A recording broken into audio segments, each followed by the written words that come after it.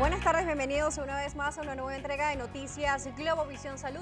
30 minutos dedicados para el bienestar de toda la familia. Les saluda como siempre Daniela Salas en nombre de todo el equipo técnico y de producción que hace posible que este espacio llegue hasta sus hogares. Me acompaña, como siempre, en interpretación de lengua de señas el profesor Henry Rumbos. Y el día de hoy vamos a hablar sobre el cáncer renal. Y para ello le vamos a dar la bienvenida al doctor Ricardo Ribeiro. Él es urólogo y nos acompaña la tarde de hoy para hablar sobre este tema. Bienvenido. Gracias por la invitación. Antes de hablar del cáncer renal, sería oportuno hablar sobre cuáles son las funciones de los riñones específicamente. Sí, importante.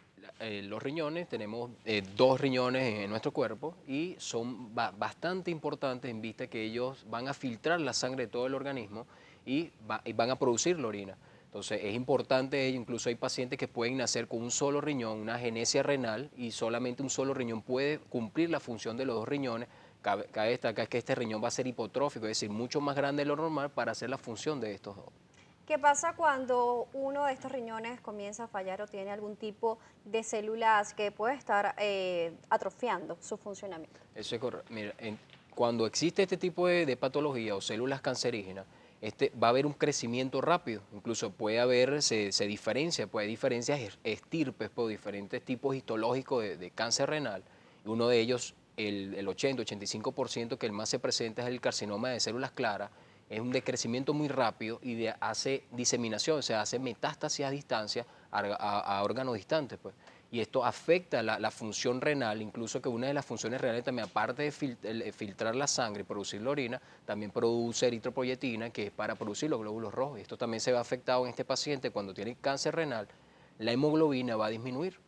Muy bien, en este caso, una vez que usted indica que hay diferentes tipos de cáncer renal o etapas específicamente, ¿cuáles son esos estudios o cuál va a ser ese procedimiento que va a hacer el médico para poder detectar de que algo está funcionando mal en este riñón? Mira, importante tu pregunta porque el cáncer renal se hace diagnóstico esporádico, o sea, o de manera casual.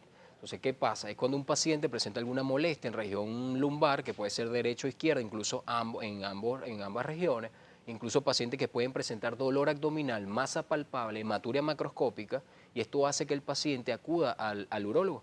Se le realiza un eco, que es un estudio mucho más sencillo, más práctico y menos costoso, y allí podemos evidenciar de que hay un aumento, una masa, bien sea quística o sea sólida, en estos casos pues, mayormente van a ser masas sólidas, y posteriormente el paciente es sometido a una tomografía. Esta tomografía se va a ver con mayor resolución, mejor resolución, esta lesión tumoral.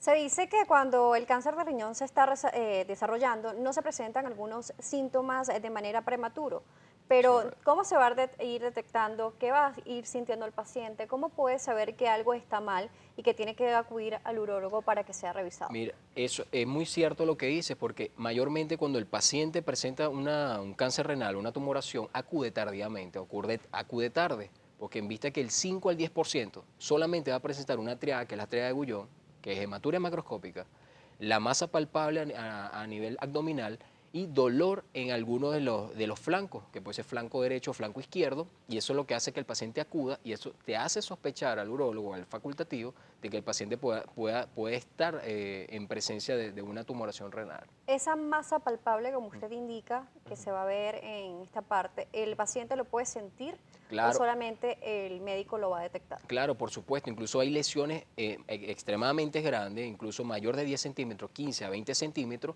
que se palpa cuando uno acuesta al paciente y hace la exploración bimanual o manual del abdomen, uno palpa esa masa, incluso puede estar hasta fija o bastante móvil, dependiendo también a dónde esté infiltrado esa lesión. Esas lesiones pueden estar infiltradas en los grandes vasos del riñón, vena y arteria renal, incluso eso, cuando son pacientes así, que eso lo vamos a ver en la tomografía, son pacientes que son de estadio ya avanzado. Entonces son pacientes que probablemente van a requerir una cirugía paliativa, más no curativa.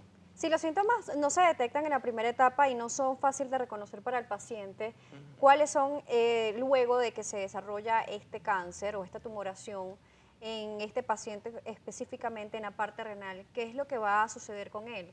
¿Va a generarse algún tipo de insuficiencia renal? Sí, si a la larga el paciente no es sometido a una cirugía, porque mayormente el diagnóstico o la curación del cáncer renal se hace con un diagnóstico precoz, un diagnóstico temprano y una cirugía radical. Si este paciente no es sometido a una cirugía radical en los primeros estadios, que es estadio 1, 2 y 3, este paciente probablemente va a hacer una insuficiencia renal porque se pierde el parénquima, se pierde ese tejido sano y pierde esa funcionalidad. Aparte de eso, que la lesión va a hacer metástasis. Incluso la lesión renal puede hacer metástasis a hueso, a hígado, a pulmón, incluso a cerebro, que es el órgano, el último órgano que hace lesiones, pero se han presentado. Incluso hemos tenido pacientes en el hospital que se han presentado y la cirugía es totalmente diferente.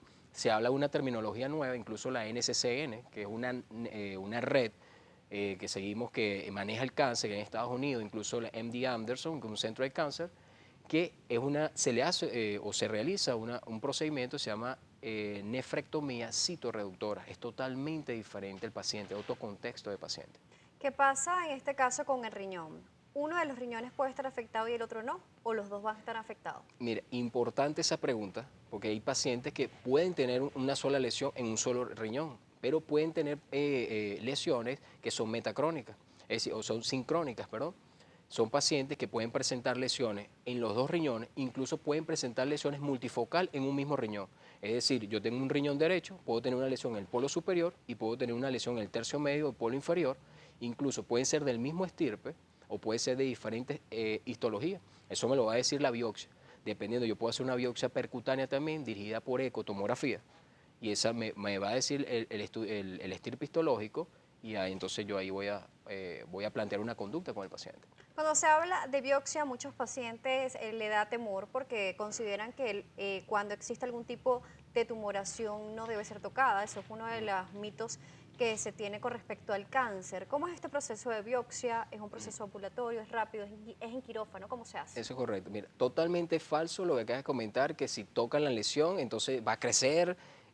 No, si no se opera, si no se hace la cirugía, incluso el paciente se va a complicar mucho más porque va a avanzar y va a ser una enfermedad mucho más avanzada. Y el perform status, o sea, el status performance de ese paciente, entonces es un paciente que probablemente lo pudiste haber curado, que es un paciente que una escala de Karnofsky tiene 100 puntos, es un paciente que se vale por sí solo, se puede cepillar, camina, se siente y todo, es un paciente que entonces lleva con un Karnofsky de 40, de 20, es un paciente que está moribundo, que va a estar encamado.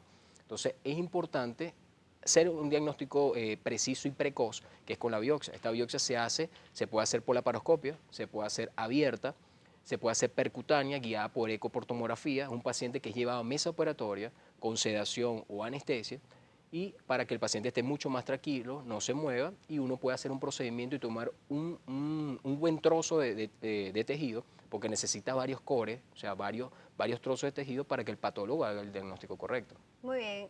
Si todos los pacientes necesitan operación, me lo va a responder en la próxima parte porque nos corresponde realizar nuestra primera pausa en Noticias Globovisión Salud. Recuerde nuestra cuenta de Twitter, @salud_gb, mi cuenta de Instagram, @DanielaJSalas. Ya regresamos con más.